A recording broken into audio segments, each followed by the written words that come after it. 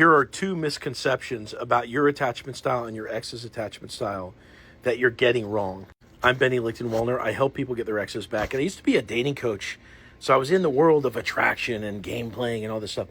And I went into the relationship space to help people get their exes back. And I had to learn about attachment style. And it's funny because, attachment science is newer compared to, psychology in general. And there's some misconceptions that people have about attachment style. First off, I guarantee if you're watching this video, you think that you're an anxious, preoccupied attachment style. You think you're anxious. How do I know that? Because every single person that comes to me gets on the phone and says, hey, I'm an anxious attacher. You're probably not. Everyone thinks they are, but most, there's 4 attachment styles. So 25% chance that you're actually anxious, right? Everybody, when they go through a breakup and they're on the dumping end of receiving the breakup end, right? The dumpee, everybody is experiencing anxiety because they want their person back. And I'll even run experiments. I'll get on a live where I've got 200 people watching me and I'll say, hey, how many of you guys here in this channel think that you're anxious?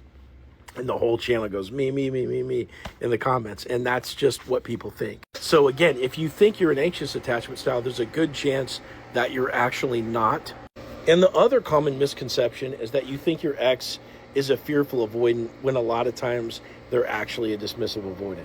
Now, the other common misconception is that you think your ex is a fearful avoidant when actually they're a dismissive avoidant. Fearful avoidants are the type that get really spicy in conflict. They keep looping on the same problems over and over and over again. They won't let you forget about how much you hurt them or how much they can't trust you. They send you a wall of text. They go through your phone, your friends list, and they've probably been through some kind of abuse or trauma in the past. That's how fearful avoidants are. It's very different than a dismissive avoidant. A lot of people think that dismissive avoidants are actually fearful avoidants because they'll say, well, they were really emotionally available and they can experience anxiety in the relationship and they were present, in the honeymoon phase. All dismissive avoidants are present in the honeymoon phase, okay? So that doesn't make them a fearful avoidant. People will say to me, well, my ex is afraid of commitment, so that makes them a fearful avoidant. No.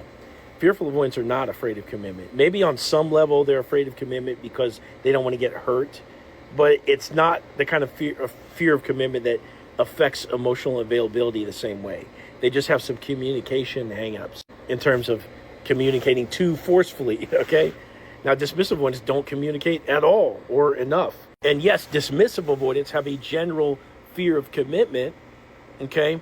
And it does impact their emotional availability. So, again, when you think of the classic person that doesn't want to commit, that doesn't talk about their feelings, that pushes you away for seemingly no reason, that breaks up with you for seemingly no reason, that is a dismissive avoidant, okay?